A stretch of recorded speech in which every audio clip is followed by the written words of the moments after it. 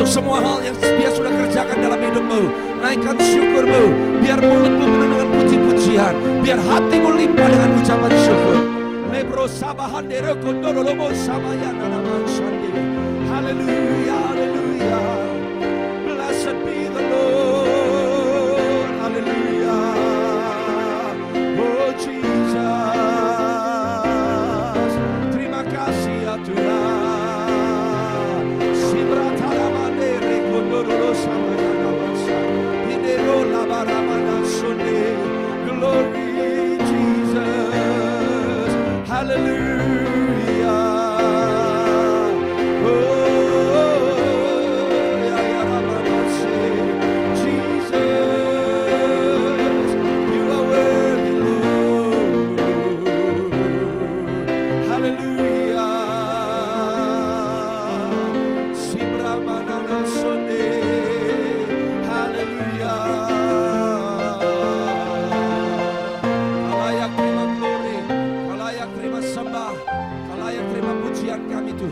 Bapak, aku berdoa biar telinga kami terbuka pada hari ini untuk mendengar, mata kami terbuka untuk melihat, hati dan pikiran kami menangkap dan memahami apa yang kebenaran firman-Mu mau ajarkan kepada setiap kami. Kami percaya kami pulang berbeda dengan kami datang. Kami pulang membawa kekuatan yang baru. Kami pulang dengan pengharapan yang kembali disegarkan oleh Tuhan. Kami pulang karena kami tahu kami berjalan tidak pernah sendirian, tapi Tuhan senantiasa menyertai langkah-langkah kami. Terima kasih ya Bapa, di dalam nama Tuhan Yesus Kristus yang siap untuk menerima kebenaran firman. Mari sama-sama dengan saya katakan, berikan tepuk tangan yang paling meriah buat Tuhan Yesus.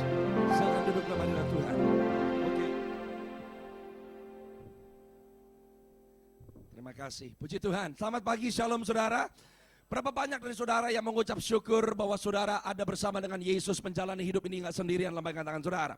Tapi Tuhan senantiasa memimpin menuntun saudara dan membawa saudara kepada masa depan yang penuh dengan pengharapan. Amin. Sukacita yang besar saya boleh melayani di Ladies Community. Saya mengucapkan terima kasih untuk undangan yang diberikan kepada semua pengurus pelayanan ini. Terima kasih untuk kepercayaan untuk melayani di tempat ini.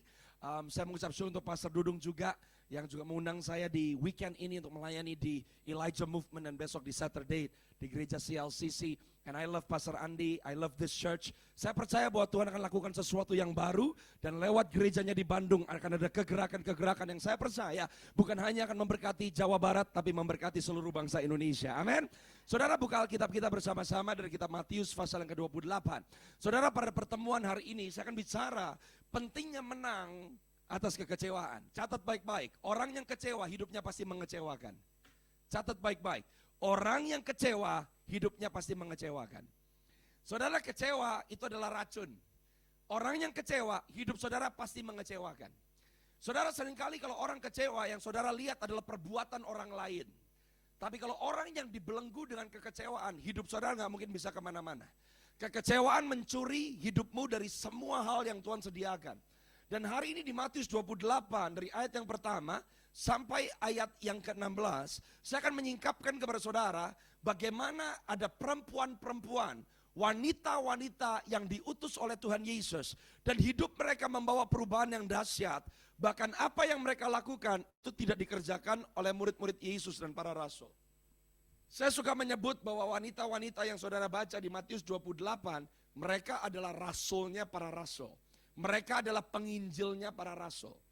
Dan saudara harus tahu bahwa kuasa darah anak domba memerdekakan orang percaya bukan hanya dari belenggu dosa yang memimpin kita kepada kematian dan maut, saudara. Tapi kuasa salib Yesus merestorasikan, katakan sama-sama dengan saya, merestorasikan semua hal yang Tuhan sudah tempatkan dan tetapkan buat hidup saudara. Kalau di kitab Kejadian, oleh karena seorang Hawa yang adalah penolong, ya, seorang Hawa yang adalah penolong bagi suaminya, bagi Adam. Saudara gak akan pernah baca bahwa Tuhan menciptakan penolong buat Hawa.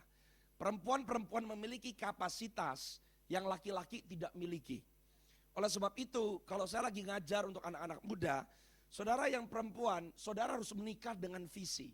Anda tidak menikah dengan seseorang hanya karena tampilan yang dimiliki oleh laki-laki tersebut. Anda menikah seperti itu, Anda pasti berantakan marriage-nya. Seorang perempuan, waktu saudara bisa berjalan in your destiny, you need to marry God's vision. Visi dan mimpi Tuhan dalam kehidupan suamimu.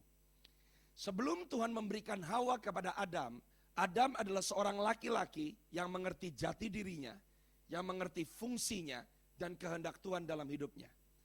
Saudara bisa ketemu dengan laki-laki yang tidak sekaya laki-laki yang lain, tapi kalau laki-laki kepada saudara mau membuat perjanjian di dalam pernikahan, laki-laki calon suami, saudara adalah seseorang yang mengerti jalan dan destiny Tuhan dalam hidupnya, you'll be in good hands.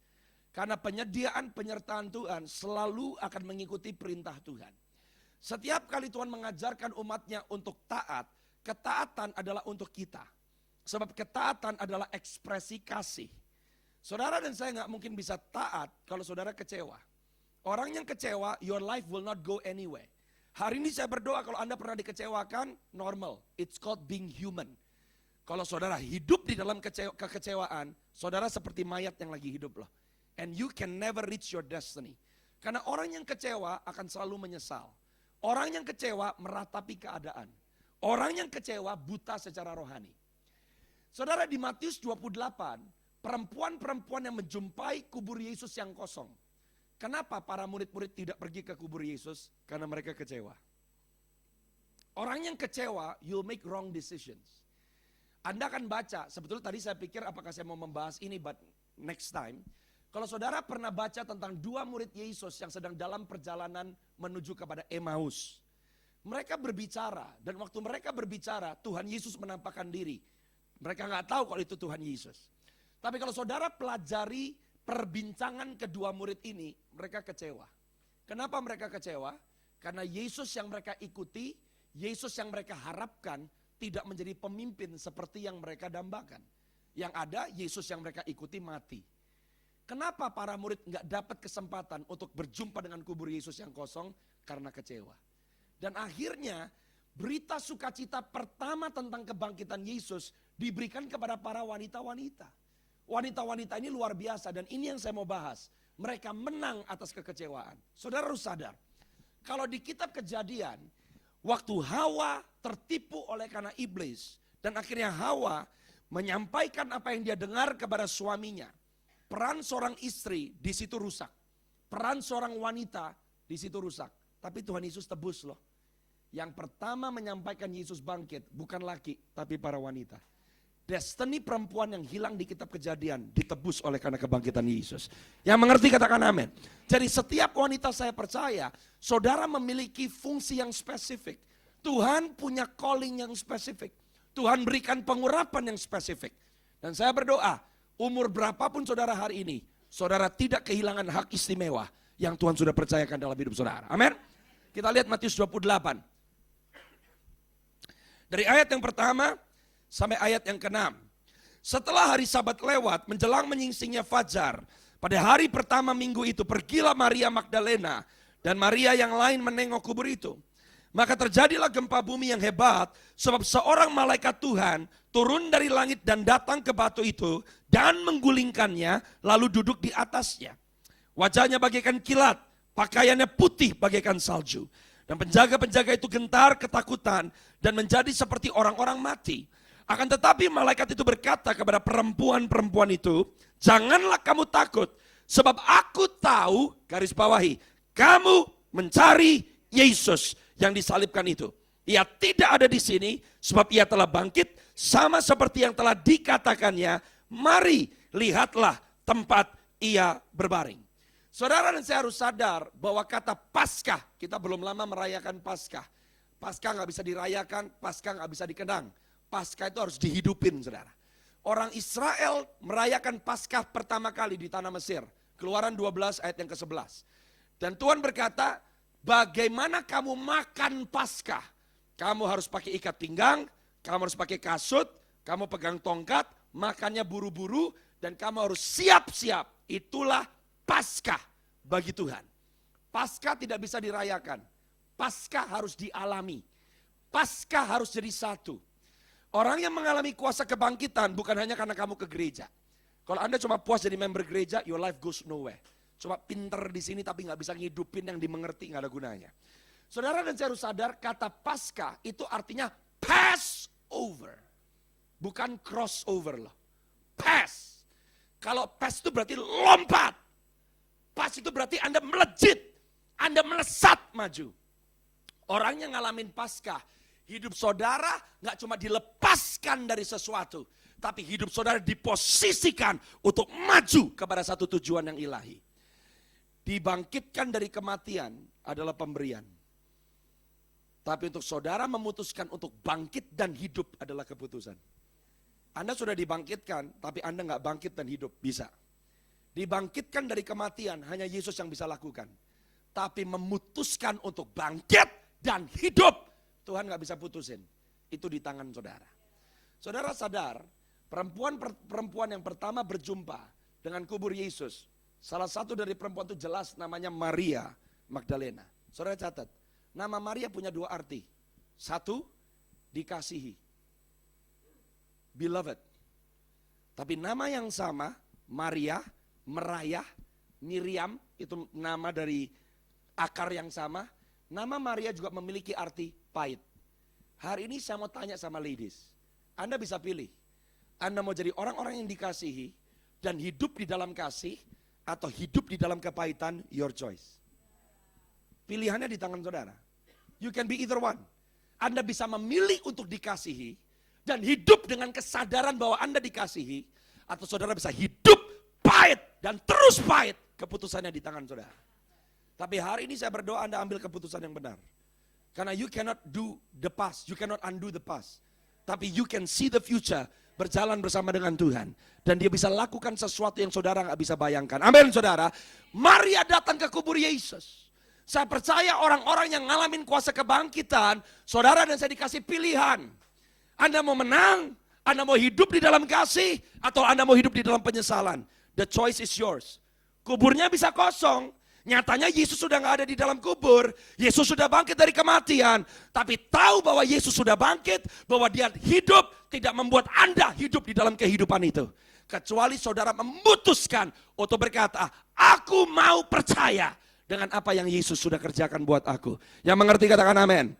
Nomor satu, setiap orang yang menang atas kekecewaan, Anda memilih yang benar. Catat, nomor satu adalah memilih. Apa pilihanmu hari ini? Kalau engkau memilih, saya gak mau ke gereja. Kenapa gak mau ke gereja? Karena saya kecewa dengan gereja.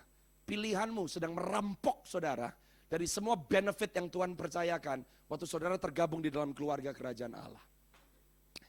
Anda memilih, saya mau main gila supaya balas dendam sama suami saya.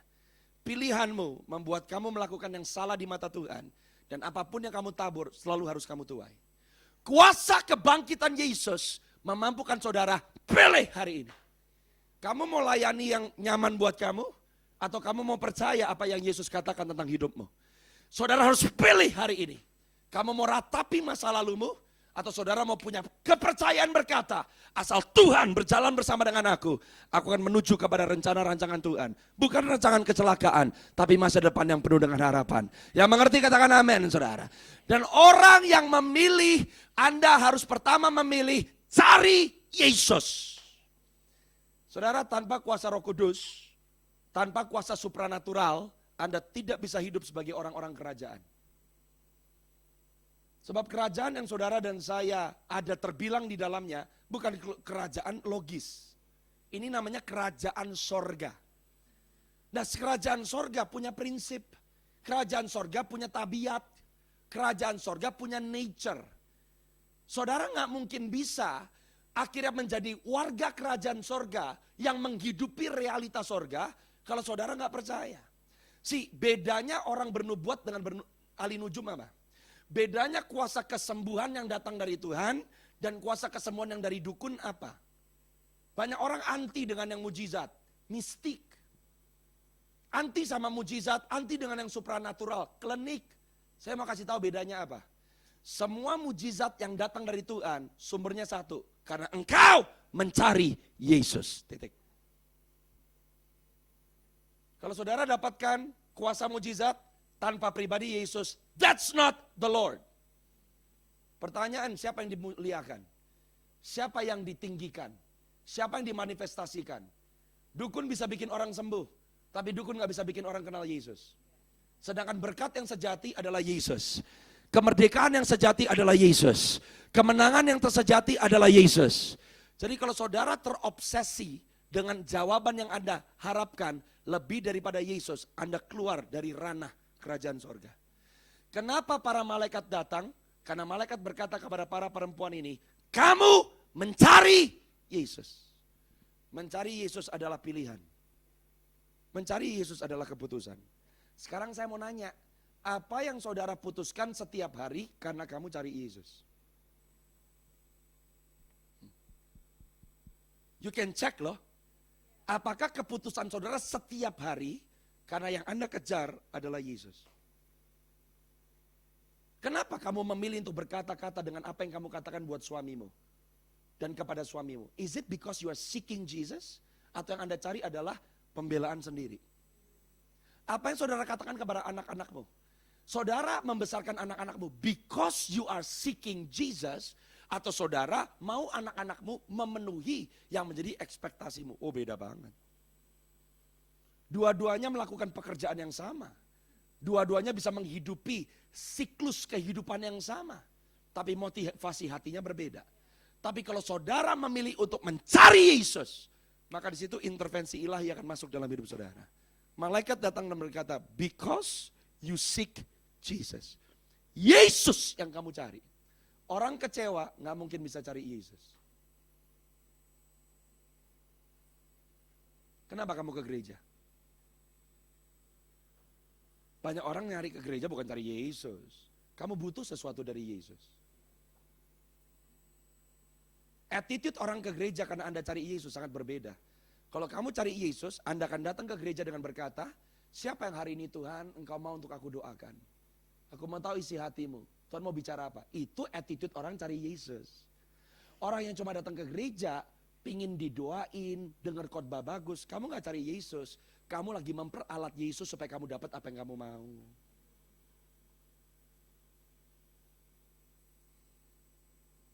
Orang yang mencari Yesus, output yang keluar dari hidup saudara totally different. If you seek Jesus, pilihan hidupmu berbeda.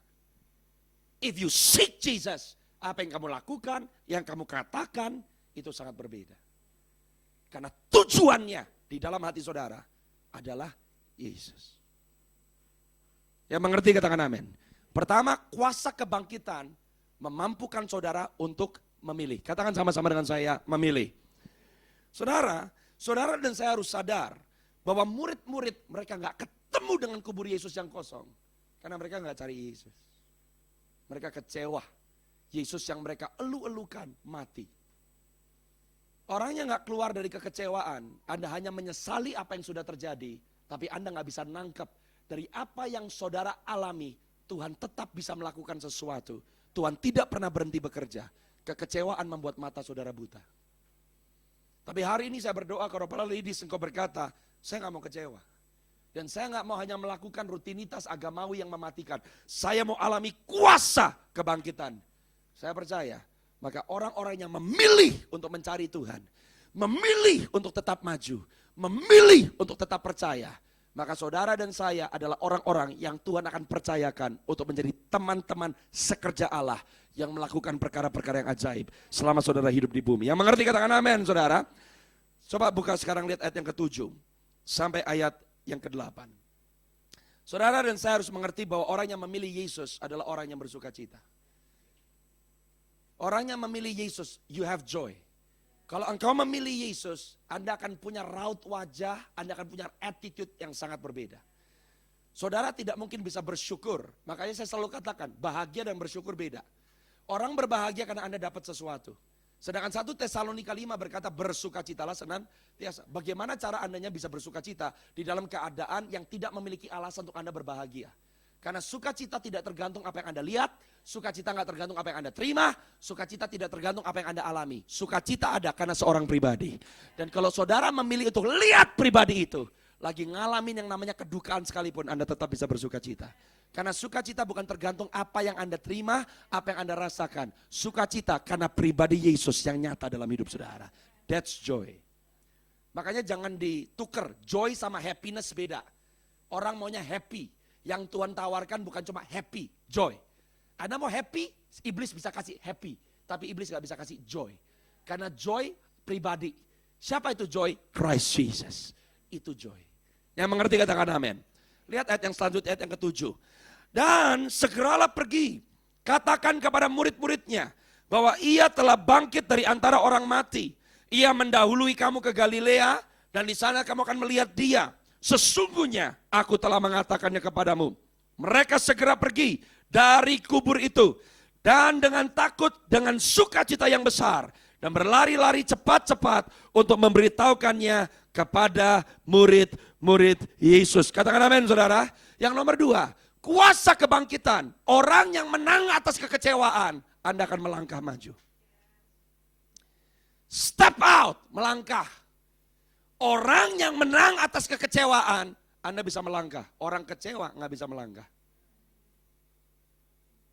Biasanya orang kecewa, waktu saudara akan ketemu dengan sebuah opportunity baru, sebuah pengalaman baru, orang kecewa kan ngomong apa?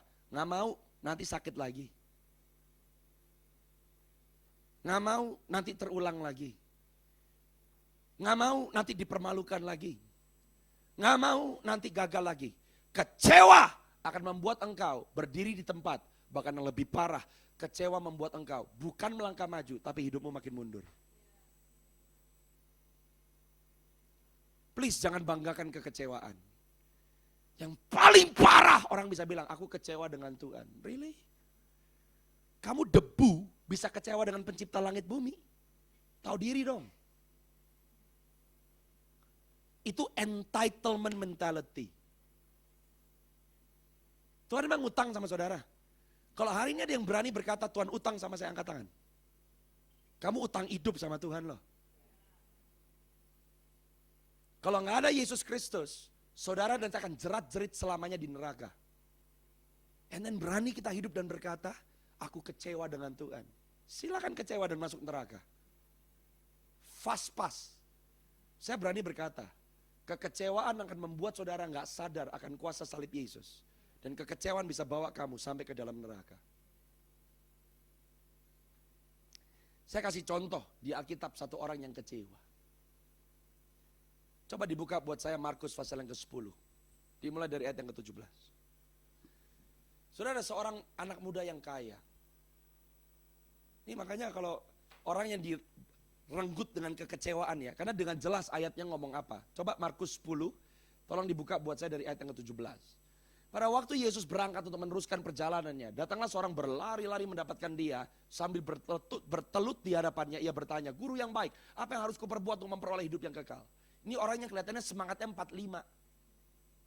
Cari Tuhan, on fire for God. Datang, what can I do? Biasanya kan orang gitu, gabung di komunitas, gabung di gereja. Attitude-nya kayak begini.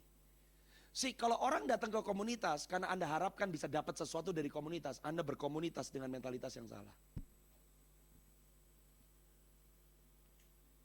Makanya banyak orang, gerejanya gak bisa memuaskan saya gak dapat. Hei, kamu tergabung di komunitas supaya kamu bisa berperan.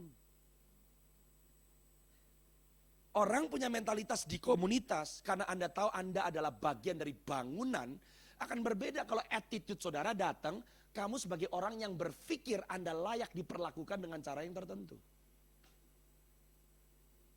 Makanya saya selalu berkata, tamu sama anak beda. Kenapa ada jemaat di gereja gak pernah bisa bertumbuh, gak bisa dibilangin, Anda bisa datang ibadah, tapi nggak nangkep visi dan nggak bisa bergerak dengan komunitas itu, karena kamu bukan anak, kamu tamu. Anak beda. Kalau anak bisa dididik. Saudara bisa punya anak seumur anak saya. Umur anaknya sama. Tapi karena anak saudara bukan anak saya nggak bisa didik anak saudara. Siapa yang bisa bertumbuh di dalam rumah Tuhan? Kalau Anda memosisikan diri sebagai bukan tamu. Kalau tamu minta diperlakukan dengan cara tertentu. Waktu nggak diperlakukan tertentu, kecewa. Yang rugi siapa? Bukan yang punya rumah, elu. Coba ayat yang selanjutnya. Jawab Yesus, mengapa kau katakan aku baik?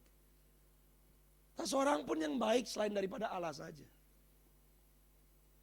Saudara tahu anak muda ini taruh ekspektasi. Dan Yesus bisa baca ekspektasinya loh. Saya kadang-kadang kalau baca kalimat ini saya bilang, kenapa sih Tuhan sewot? Dibilang baik apa salahnya sih? Tapi dia bilang, kenapa kamu bilang aku baik? Nggak ada yang baik selain Allah. Tuhan tuh tahu hati orang loh. Yesus tuh nggak gampang luluh dengan perkataan orang. Karena Yesus ngelihatnya hati. Kenapa kamu mengatakan yang kamu katakan? Orang pertama datang di komunitas, wah ngomongnya pendetaku yang paling baik. Ya, tunggu 6 bulan. Pendeta baik berubah jadi iblis. Betul. Ayat yang selanjutnya. Engkau tentu mengetahui segala perintah Allah. Jangan bunuh, jangan zina, jangan curi, jangan mengucapkan saksi dusta, jangan mengurangi hak orang, hormatilah ayah dan ibumu. Lihat jawaban ayat yang ke-20. Ini orang berkata, semua aku udah lakukan. Ini orang performance based. I've done it all. Perfect. Look at me. Ayat yang selanjutnya Yesus ngelihat ke anak muda ini dengan mata yang penuh belas kasihan. Hanya satu lagi kekuranganmu. Pergilah, jual apa yang kau miliki, berikan kepada orang-orang miskin, maka engkau akan beroleh harta di sorga. Kemudian datang kemari dan ikutlah aku. Ayat yang ke-22. Lihat kata-katanya, mendengar perkataannya, ia menjadi orang kecewa gak bisa ikut Yesus.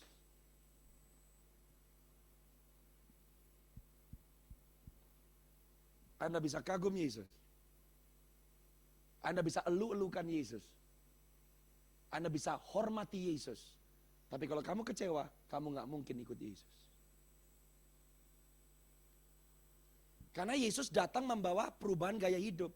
Oh, Yesus gak anti sama orang kaya. Kekayaan itu alkitabiah. Saya berani berkata tidak ada orang Kristen miskin. Miskin bukan di sini. Miskin bukan masalah kamu punya atau nggak punya. Miskin tuh di sini. Kita memanggil dia Aba. Aba itu artinya sumber. Gimana orang terhubung sama sumber miskin? Kemiskinan bukan di sini. Kemiskinan untuk kamu nggak menyentuh sumber. Itu miskin. Dan miskin nggak karena kamu bandingkan apa yang kamu miliki dengan orang lain. Waktu Anda terhubung dengan sumber, kamu nggak bisa miskin. Sebelum kamu meminta, Bapakmu di sorga menyediakannya buat kamu. Itu rich. Yesus bukan orang miskin. Saya kemarin khotbah, saya bilang Yesus tahu bagaimana untuk ngurusin pengusaha. Zaman Yesus nggak ada kereta api, nggak ada pesawat, nggak ada mobil. Salah satu moda transportasi yang paling bergengsi apa? Ya kapal. Dan Yesus pertama kali mulai pelayanan yang dia kunjungin siapa? Pengusaha. Tapi Yesus bisa jadiin pengusaha penjala manusia. Yesus nggak pernah tertelan dengan pengusaha. Yesus nggak tunduk di bawah pengusaha. Yang ada dia bilang, aku jadiin kamu penjala manusia. Keren. Yang ngelilingin Yesus siapa? Tax collector. Pemungut cukai. Yesus mainnya sama orang-orang punya duit. Karena gak ada pelayanan kok gak ada duit. Ladies kumpul hari ini. Ini listrik AC nyala. Gak butuh duit. Ada konsumsi makanan di depan. Gak butuh duit. Butuh. Saudara gak diberkati, kamu gak bisa jadi berkat. Emang ngasih makan orang miskin gak butuh duit?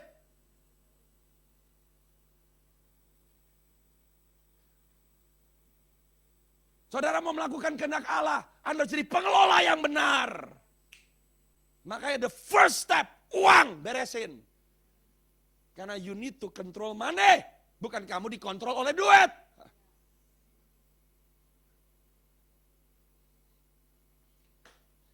Nah kalau saudara dan saya kecewa doa belum dijawab. Kecewa bisnis omset belum naik.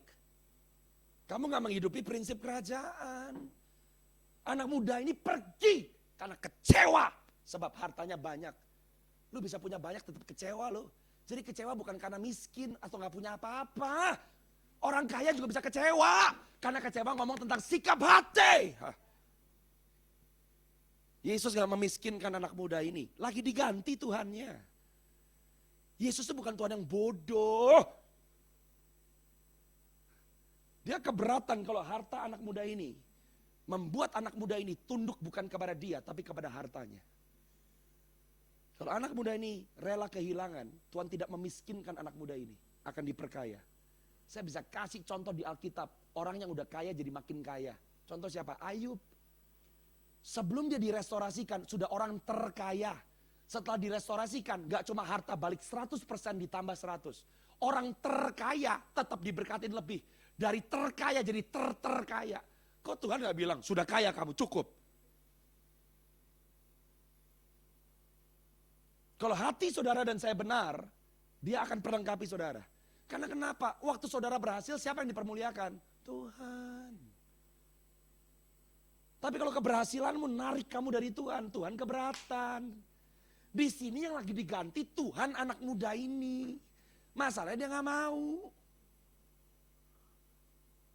Ya mengerti katakan amin. Bahaya kekecewaan. Kekecewaan mencuri hak istimewamu dari Tuhan. Jelas ya saudara ya? Kembali ke Matius 28. Coba lihat ayat yang ke-8 sampai ayat yang ke-9. Saya akan bacakan sekali lagi. Mereka segera pergi dari kubur itu. Dengan takut dan dengan sukacita. Haleluya. Yang besar. Dan berlari cepat-cepat untuk memberitahukannya kepada murid-murid Yesus. Saya mau katakan, kalau kamu merdeka dari kekecewaan, melangkah maju. Jangan takut rebuild relationship yang pernah hilang. Bisnis pernah kandas, bangun lagi. Keluargamu pernah morat-marit, kamu bisa bangun, melangkah, ampuni dulu. Supaya pemulihan bisa terjadi antara kamu dengan anak-anakmu. Orang yang menang atas kekecewaan, Anda tidak takut untuk melangkah. Perempuan-perempuan ini berlari, ada 2 ciri. Coba lihat ayat yang ke-8, balik lagi tolong. Sorry, ayat yang ke-8 belum selesai. Mereka segera pergi dari kubur itu dengan apa saudara? Dengan takut dan dengan fear. Artinya apa? Melangkah dengan penuh kewaspadaan.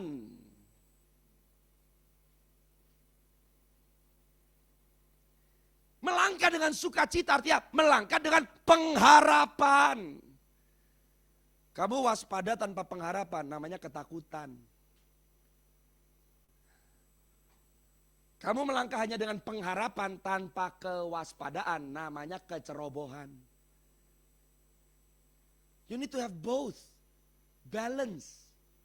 Orang yang melangkah dengan waspada, sekarang mereka melangkah dengan di hati, di pikiran itu yang ditaruh adalah what does God want? Gak keluar dari ranah kehendak Tuhan. Tapi mereka harus lari dengan pengharapan. Karena mereka gak tahu murid-murid mau percaya atau enggak. Di tengah jalan ketemu apa. Mereka ditolak dibilang gila. Kalau saudara mau melangkah, dengar ada resiko. Tapi kalau saudara hidupnya merdeka dari kekecewaan, mau resikonya baik atau nggak baik, kalau Anda melangkah bersama dengan Yesus, meskipun saudara nggak tahu di depan ada apa, tapi saudara punya keyakinan betul bahwa Tuhan nggak pernah meninggalkan saudara jalan sendirian. Yang mengerti katakan amin. Kalau hidupmu selama ini stuck ladies, saya mau berkata hari ini lepas dari kekecewaan dan katakan aku mau melangkah bersama dengan Tuhan. Yang mau katakan amin. Yang mau katakan amin. Nomor 9, yang nomor 3. Orang yang lepas dari kekecewaan, Anda baru bisa menyembah. Katakan sama-sama menyembah. 3M. Memilih, melangkah, menyembah. Menyembah bukan nyanyi. Tiba-tiba Yesus, orang yang memilih yang benar, orang yang berani melangkah, baru Yesus muncul.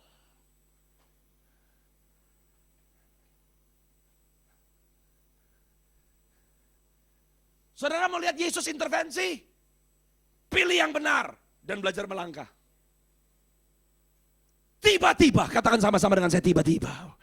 Yesus berjumpa dengan mereka dan berkata, salam bagimu. Orang yang lepas dari ketakutan, orang yang lepas dari kekecewaan, orang yang memilih yang benar, orang yang melangkah. Di situ Tuhan akan datang intervensi. Dan satu perkataan Tuhan bisa merubah seluruh hidup saudara. Salam bagimu. Ini bukan selamat pagi. Ini bukan selamat siang, ini bukan selamat malam. Kalau saya mau gambarkan waktu Yesus berkata, salam. Tahu gak Yesus ngomong apa? Diberkati kamu. Berkat hanya akan datang kepada orang-orang yang memilih yang benar dan melangkah. Loh kalau kayak begini, Anda tahu berkat bukan karena pilih kasih kan? Berkat bukan masalah Anda layak atau gak layak. Enggak, semua orang bisa memilih, semua orang bisa melangkah. Dan waktu Anda memilih dan melangkah, berkat Tuhan turun. Jadi berkat Tuhan gak pernah pilih kasih. Orang yang biasanya suka bilang Tuhan pilih kasih, saya kan bukan karena dia, saya kan bukan kayak pendeta. Itu orang yang gak mau memilih dan gak mau melangkah. Orang yang sering kali mencibir adalah orang yang kecewa. That's it. Coba lihat kiri kanan, katakan jangan kecewa. Kalau kamu tahu teman kamu masih kecewa sama suami sama pendeta, goyangin dia, jangan kecewa, biar merdeka itu orang. Orang kecewa, Anda bisa kenali dari cara ngomongnya. Bahasa yang keluar, Anda bisa kenali kok. Dan orang yang kecewa, Anda akan kehilangan opportunity untuk diberkati oleh Tuhan. Waktu Yesus mendekati mereka dan berkata, salam bagimu. Mereka mendekatinya dan memeluk, katakan sama-sama dengan saya memeluk. Memeluk kakinya dan menyembah. Orang yang tidak kecewa, Anda bisa menyembah dengan benar. Apa itu penyembahan? Anda memeluk. Memeluk itu bukan begini waktu saya pelajari. Memeluk itu begini nih. You grab hold.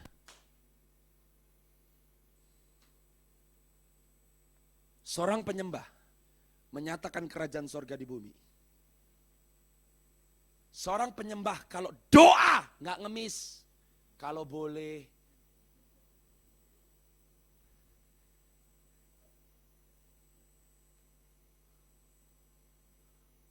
Kalau Tuhan mau, itu bukan doa. Orang yang berdoa, grab hold. Aku dan seisi rumahku akan kenal Tuhan. Anakku akan bertobat. Itu doa tuh. Bukan kalau Tuhan mau. Yang mengerti katakan amin. Yang mengerti katakan amin. Kalau Tuhan udah ngomong salam bagimu, He blesses you. Dan orang yang lepas dari kecewa, Anda bisa menyembah. Mereka mendekati dan memeluk. Orang yang menyembah Tuhan, Anda punya keberanian untuk datang menghadap tata Tuhan yang suci. Bagaimana Anda bisa menghampiri Tuhan kalau kamu kecewa? Orang yang lepas dari kekecewaan, mereka mendekati Dia. You present yourself. Dan Anda merebut, Anda mengambil, Anda take hold apa yang Tuhan sudah siapkan buat saudara. Amin saudara. Sebelum saya selesai, Anda baca di Yohanes 4 tentang seorang perempuan Samaria. Dikulitin lu sama Tuhan Yesus. Laki lu tuh yang di rumah tuh bukan suami. Pernah punya laki-laki lain kan? Mateng lu, ketahuan. Tapi orang yang berjumpa dengan Yesus, perempuan itu gak menyesali masa hidupnya, gak ditutup-tutupin. Dan Yesus berkata, Bapa mencari penyembah-penyembah benar yang menyembah di dalam roh dan kebenaran. Itu perempuan jadi penginjil, satu kota terima Yesus karena kesaksiannya. Itu penyembah. Itu perempuan gak jadi worship leader. Itu perempuan gak jadi singer. Orangnya lepas dari kekecewaan, maju dan berkata, kalau Tuhan bisa lakukan di aku, Tuhan bisa lakukan dalam hidupmu. Anda baru bisa jadi berkat dan saudara bisa jadi saksi. Amin. Yang paling terakhir saudara, coba lihat ayat yang 10. Ini yang mengenaskan.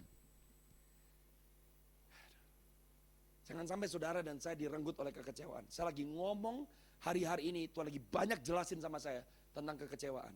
Karena banyak orang di akhir zaman akan murtad. Apa cikal bakal kemurtatan? Kecewa. Kan gak main-main, ini umpan iblis. Dan kita lagi ada di musim yang sama di Nina Bobo, doesn't work. Kecewaan gak bisa di counseling. Kekecewaan harus ditengking. Dengar, kekecewaan tidak bisa di counseling. Kekecewaan harus ditengking, putusin hari ini. Saya makanya kalau ada orang pastor doain, saya paling gemes. Lu gak mau ngelangkah, I'm not gonna pray for you. Buang ludah saya soalnya. Tapi pastor gak tahu apa yang saya hidupi dan apa yang saya alami. Gue gak mau tahu. Hidupmu punya masalah, orang lain juga punya masalah. Lu punya masalah, gue juga punya masalah. Tapi keputusanmu menentukan. Amin. Ladies, jangan dikit-dikit counseling. Tapi hari ini putuskan, aku mau memilih yang benar. Aku mau melangkah. Aku mau jadi penyembah. Amin. Haleluya. Coba lihat ayat yang ke-11. Waktu para wanita-wanita pergi, ketika mereka di tengah jalan, datanglah beberapa orang dari penjaga itu. Lihat ya. Penjaga yang lihat kubur Yesus kebuka. Berarti waktu malaikatnya muncul, malaikat yang ngomong, penjaganya juga lihat gak? Lihat. Kok gak jadi Kristen? Mujizat gak bisa bikin kamu kenal Yesus. Gak bisa. Mau doa, gak bisa bikin kamu kenal Yesus. Itu penjaga ngelihat malaikat yang sama, dengar suaranya, kuburnya kosong, ngelihat. Bahkan Alkitab tadi menulis, mereka ngelihat pucat kayak orang mati. Tetapi penjaga itu ke kota dan memberitahukan segala yang terjadi kepada imam-imam. Nah nih, makanya kalau ngomong, jangan ngomong sama orang yang salah. Ngomongnya sama ahli Taurat, orang Farisi, mati lu.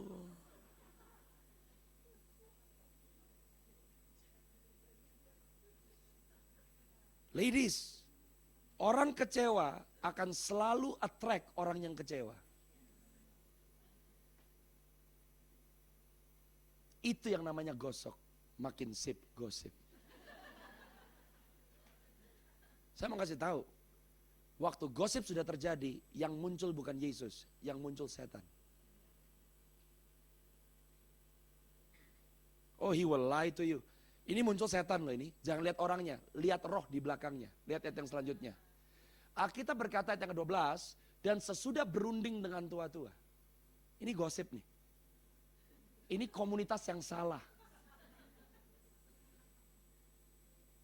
Mereka mengambil keputusan lalu memberikan sejumlah besar uang. Iblis akan kasih sesuatu seperti permen yang membuat mulutmu diam sesaat. Melihat mujizat. Melihat malaikat. Bukannya makin percaya, makin gak percaya. Ayat yang selanjutnya. Tenang, beres. Lu ngomong aja. Kalau murid-muridnya datang malam-malam, mencurinya ketika kamu sedang tidur. Yang ngajarin siapa? Orang yang tahu Alkitab loh. Orang yang tinggal di mana? Tinggalnya di bait suci, gereja.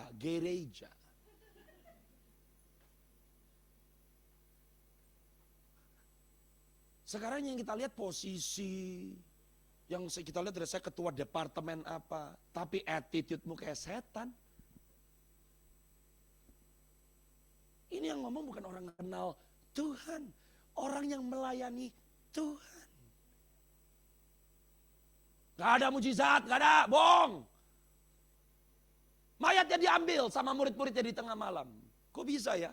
Orang agamawi tapi berbohong. Salah satu hukum Taurat, jangan bersaksi dusta. Dilanggar loh sama orang yang kekeh 10 hukum Taurat. Ini agamawi nih. Yang lu omongin sama yang lu hidupin, beda total. Apa yang terjadi? Ayat yang selanjutnya, ini yang paling mengenaskan. Dan apabila hal ini kedengaran oleh wali negeri, kami akan berbicara dengan dia, sehingga kamu tidak beroleh kesulitan apa-apa. Hei, orang yang kompromi, Anda akan dibuat hidupmu nyaman. Hidupmu tenang. Kelihatannya oke, kelihatannya logis. Tapi gara-gara itu ayat yang selanjutnya. Karena perkataan para serdadu-serdadu itu, mereka menerima uang, ayat yang 15, mereka menerima uang itu dan berbuat seperti yang dipesankan kepada mereka. Dan cerita ini tersiar di antara orang Yahudi sampai hari ini. Orang Yahudi banyak yang gak percaya kebangkitan Yesus karena serdadu-serdadu itu. Orang kecewa bukannya jadi berkat, Anda meracuni generasi. Kamu kecewa, yang kamu racuni anakmu. Kamu kecewa, yang kamu racuni orang-orang di sekitarmu. Kekecewaan akan menjadikan kita bukan alat Tuhan. Tapi kekecewaan membuat kita menjadi alatnya siapa? Iblis. Jangan kecewa karena uang. Jangan kecewa karena kamu pernah dimanipulasi. Keep your heart pure. Saya berdoa saudara dan saya menjadi seperti wanita-wanita ini. Bukan serdadu-serdadu itu. Kuasa kebangkitan Yesus memampukan kau memilih. Katakan sama-sama memilih. Yang nomor 2, melangkah. Yang nomor 3, menyembah. Jadikan hidupmu alat di tangan Tuhan. Hidupmu gak ditentukan karena apa yang pernah terjadi. Kalau hari ini masih ada, kasih karunia Tuhan cukup buat saudara. Bukankah Alkitab berkata rahmatnya selalu baru setiap pagi. Setiap pagi. Hiduplah dalam pengharapan. Menang atas kecewa. Hari ini putuskan, keluar dari pintu belakang, kekecewaan tinggal di tempat ini. Jangan sampai kekecewaan masih menentukan pilihanmu, masih meracuni langkahmu, dan kekecewaan menjadi penghalang. Dan saudara dan saya gak bisa menjadi penyembah-penyembah benar, yang menyembah di dalam roh dan kebenaran. Mari berdiri semua dalam hadirat Tuhan. Haleluya. Saya minta semuanya yang berdiri tundukkan kepalamu. Tundukkan kepala dan tenangkan hatimu.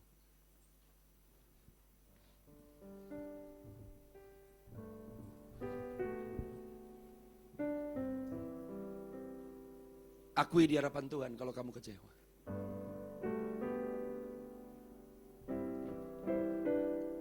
Orang yang mengecewakan kamu bisa seperti setan, bukan urusannya itu. Tapi yang mengecewakan kamu gak mati buat kamu.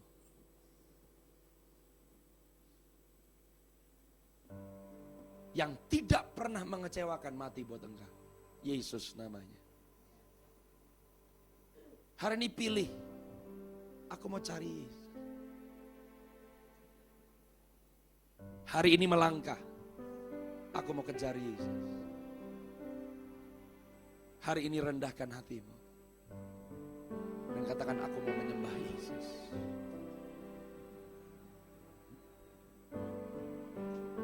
Bapa, aku berdoa saat ini mampukan setiap daripada hamba-hambamu untuk melepaskan kekecewaan mereka. Kekecewaan dari 20 tahun, 15, 10 tahun yang lalu. Kekecewaan yang baru terjadi beberapa hari yang lalu. Kalau sampai hari ini kami masih meratapi hidup kami, ampuni kami Tuhan. Tapi hari ini kami dengar Engkau memanggil nama setiap kami. Hari ini kami mau jadi Maria yang dikasih, bukan Maria yang pahit. Hari ini kami mau jadi orang-orang yang berkata ya kepada Tuhan. Kalau Engkau sedang mencari barang siapa yang percaya, Tuhan, ini kami. Dapati setiap kami yang percaya.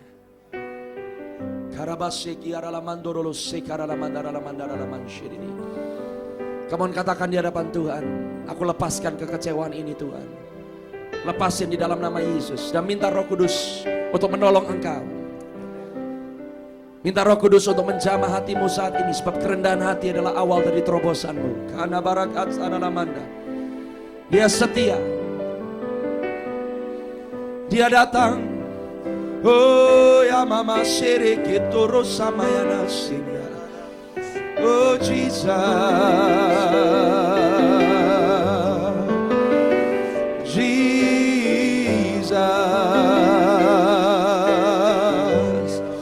Kinemochana manaya,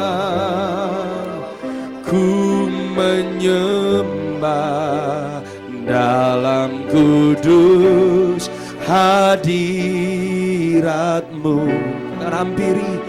Hampiri tata kasih karuniamu Bapa.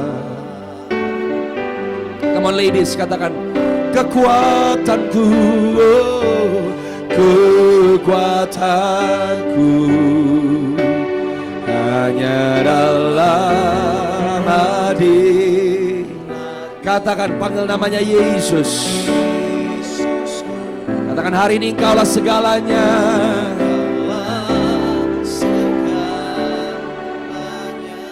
Come on, sekali lagi sebagai doamu, katakan, ku menyembah.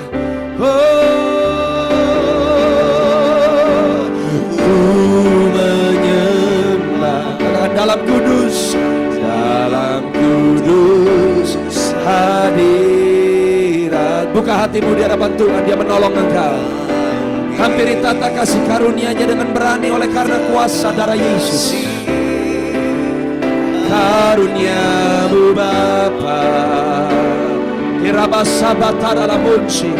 Kekuatanku, kekuatan kedatangannya adalah hadiratmu. Panggil namanya Yesus Tuhan, Yesusku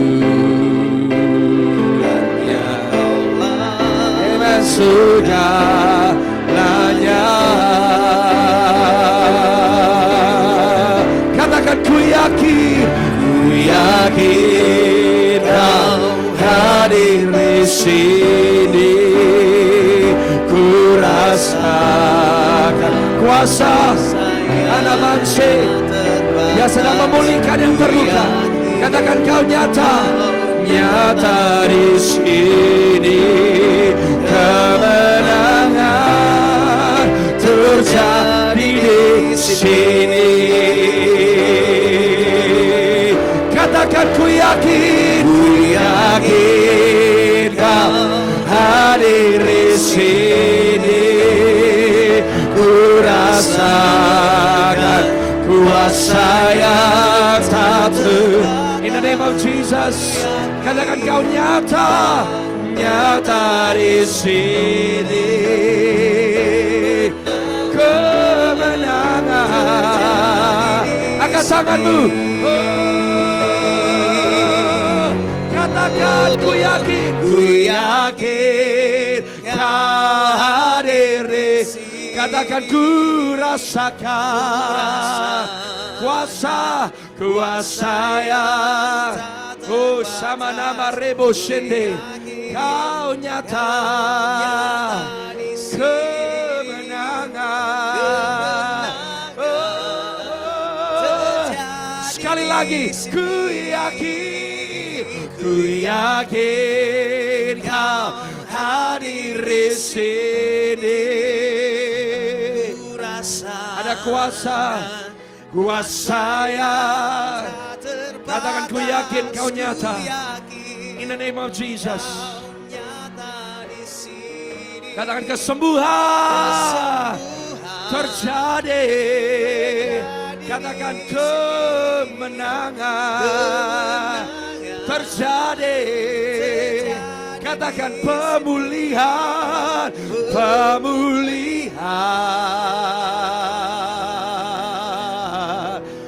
terjadi di sini. Angkat tanganmu dan sembah Dia. Kepada setiap yang berseru kepada nama Yesus, pada pagi hari ini aku berdoa, lepaskan kami Tuhan dari setiap kekecewaan yang masih merenggut hidup kami. Kamu angkat tanganmu, kalau ada yang perlu Engkau ampuni, katakan aku mau mengampuni. Katakan kepada Tuhan, aku mau mengampuni. Katakan aku mau mengampuni. Aku mau mengampuni, lepaskan pengampunan. Lepaskan pengampunan. Karena masyarakat kita rulumundi. In the name of Jesus. Oh, terima kasih Tuhan Yesus. Terima kasih Tuhan Yesus. Terima kasih Tuhan Yesus. Semua mata saya minta tertutup. Kalau engkau pernah dikecewakan oleh suamimu, mungkin suamimu masih ada atau suamimu sudah tidak ada. Mungkin engkau masih menikah atau engkau sudah bercerai. Kalau kamu perlu lepaskan pengampunan hari ini. Karena kamu bukan korban, kamu adalah pemenang kata Tuhan. Kamu bukan korban, kamu adalah pemenang kata Tuhan. In the name of Jesus aku berdoa. Lepaskan Tuhan, aku berdoa lepaskan. Lepaskan. Biar hari ini kami boleh bernafas dengan lega. Kami bernafas dengan lega. Ada seseorang di sini kamu punya insomnia. Kamu selalu butuh obat untuk tidur di malam hari ini. Aku deklarasikan di dalam nama Yesus, hari ini kamu sembuh dari insomniamu. In the name of Jesus. Kamu bisa beristirahat di malam hari ini sebab Alkitab berkata kepada umat yang Dia kasihi, Dia berikan istirahat. Dia kunjungi di malam hari. Dia berikan sukacita.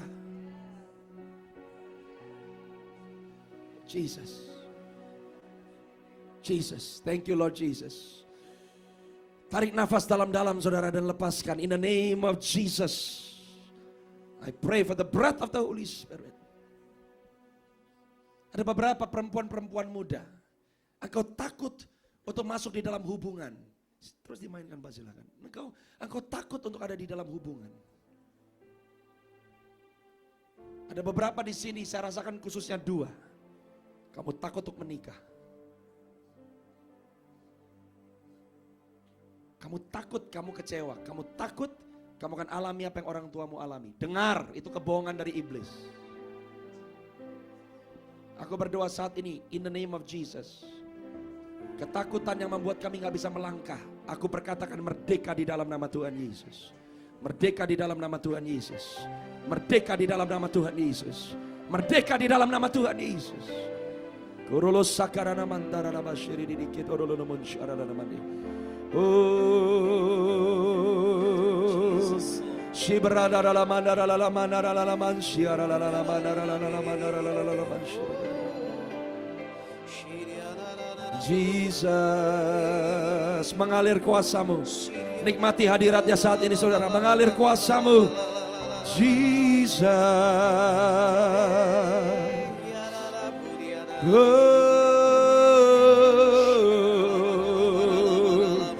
Mengalir. Saralamande.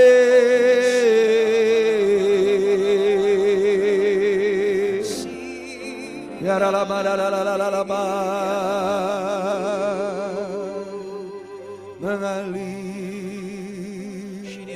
mengalir Tuhan, mengalir. Terima kasih ya Tuhan Yesus. Hadirat-Mu memenuhi setiap kami pada pagi siang hari ini. Aku memberkati ladies community. Aku memberkati ladies community. Saya minta pengurus ladies community, tolong maju ke depan. Pemimpinnya tolong maju ke depan. Angkat tanganmu tinggi-tinggi di hadapan Tuhan. Semua pengurusnya tolong gandengan tangan. Yang ada aja. Gandengan tangan, pengurusnya, saya minta pengurus.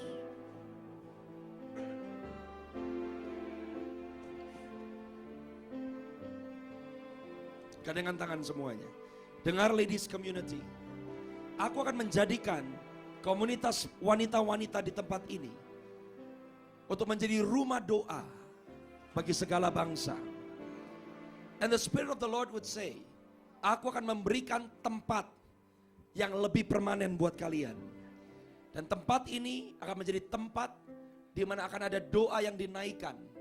And the Spirit of the Lord says, bukan hanya akan ada rumah doa, tapi akan ada counseling buat wanita-wanita, buat ibu-ibu rumah tangga, buat istri-istri yang mengalami depresi.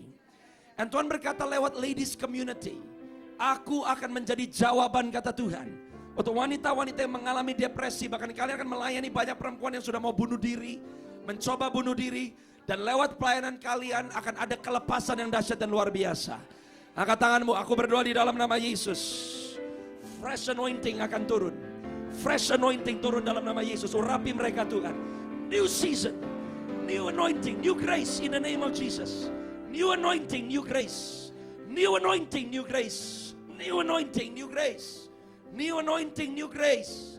New anointing, new grace. Di dalam nama Yesus. Tuhan berkata kepada ladies community, jangan takut. Sebab Tuhan akan menyediakan bukan hanya tempat yang engkau perlukan, tapi Tuhan akan mengirimkan orang-orang yang tepat untuk mendukung pelayanan ini. And the Spirit of the Lord says, akan ada seorang rasul yang Tuhan akan utus. Rasul ini memiliki the blueprint. Rasul ini memiliki hikmat. Bagaimana untuk melayani wanita-wanita. Bagaimana untuk mulai membina dan membangun keluarga-keluarga. Bagaimana untuk bisa mulai masuk ke dalam rumah-rumah dan membawa kebangunan rohani untuk dialami sampai ke dalam rumah-rumah. And I see in a vision, akan banyak rumah-rumah yang akan memiliki persekutuan komsel, tapi mereka sangat berbeda. Persekutuan-persekutuan ini akan dipenuhi dengan the oil of prayer, dengan the oil of worship. Dan Tuhan akan mulai memberikan strategi buat ladies community, dari klaster lepas klaster, dari wilayah perumahan-perumahan, God will open the door for you, says God. Dan Tuhan berkata, lihat Sumarekon, sebab aku akan buka pintu di Sumarekon, kata Tuhan. I will open the door for Sumarekon. Sebab Tuhan berkata, Tuhan menganggap serius pelayanan ladies community. Dan Tuhan berkata bahwa lewat pelayanan ini, engkau akan mulai menjulang tinggi di musim yang akan datang. Jangan takut, tapi ini waktunya Tuhan sedang mengepakkan sayap kalian. Tuhan sedang melatih kalian. He is stretching your spiritual muscle. Bahkan the Spirit of the Lord would say, akan ada masanya di mana ada, I see like a special gathering. Bukan seminar, bukan konferensi, tapi saya melihat a healing service yang akan dilaksanakan oleh ladies community. Dan ini akan memberkati orang-orang, bukan hanya orang Kristen, tapi orang-orang yang sedang berseru kepada nama Tuhan. Dan Tuhan akan menyelamatkan. Tiba-tiba saya dibukakan Yoel pasal yang kedua. Bukankah Tuhan berkata bahwa di hari-hari terakhir aku akan mencurahkan rohku atas semua manusia, di mana anak-anak akan mulai bernubuat, teruna-teruna muda, the handmaidens of God akan mulai mendapatkan visi, dan orang-orang tua mendapatkan penglihatan. Dan barang siapa yang berseru kepada nama Tuhan akan diselamatkan. Dan Tuhan berkata kepada ladies community, you are my handmaidens. Kamu adalah teruna-teruna muda. Kamu adalah hamba-hamba perempuan yang dimaksudkan di kitab Yoel pasal yang kedua. Kamu adalah hamba-hamba perempuan. Dan Tuhan sedang memberikan visi. Tuhan akan memberikan visi kepada ladies community. Pengurus yang ada harus ambil waktu, berdoa, puasa, dan Tuhan akan taruh visi. I see there is a mission statement. I see there is a vision statement. Sebab Tuhan serius dengan apa yang dia lakukan dengan ladies community. Berkati mereka, aku berdoa. Semuanya sekarang katakan, terima kasih meteraikan kebenaran firman-Mu Tuhan. Hamba sudah selesai menyampaikan apa yang Kau titipkan. Roh Kudus yang memeteraikan. Aku berdoa setiap daripada kami gak akan pulang sama seperti kami datang. Tapi hari ini adalah hari yang baru. Ada permulaan yang baru. Ada babak yang baru.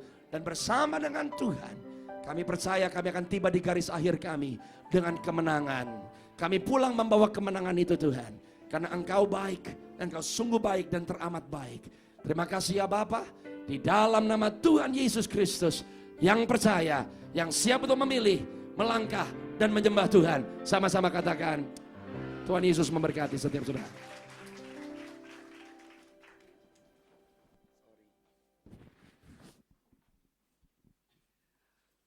Ya, terima kasih untuk Pastor Michael buat sharing firman.